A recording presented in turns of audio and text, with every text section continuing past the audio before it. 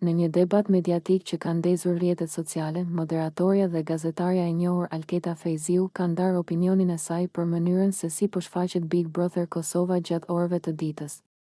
Me ton të qetë, por të prerë, ajo u shpreh se ka kufi që televizioni duhet t'i respektojë, sidomos kur bëhet fjalë për transmetime në orare ku ekrani ndiqet edhe nga të rinj, familjar dhe njerëz që nuk presin të përballen me skena tepër të nxehta. Sipas saj, formati i Big Brotherit është i ndërtuar mbi dramë, provokime dhe dinamika njerëzore që shpesh dalin jashtë kontrollit. Por kjo nuk do të thotë se televizionet nuk kanë përgjegjësi për mënyrën e editimit dhe për zgjedhjes së përmbajtjes.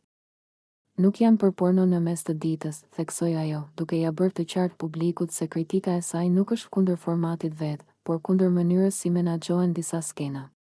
Fejziu theksoi se shoqet e mëdha televizive kanë rol të rëndësishëm në kulturën popullore, por ky rol duhet të shkojë paralel me etikën.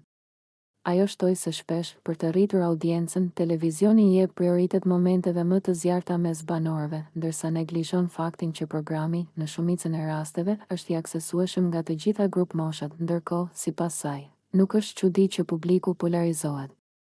Një pjesë kërkon pikërisht këtë lloj përmbajtjeje, provokime, puthje, tensione fizike, lëvizje sensuale, ndërsa pjesa tjetër ndihet e shqetësuar kur këto momente bëhen pjesë e përditshmërisë televizive pa asnjë filtr.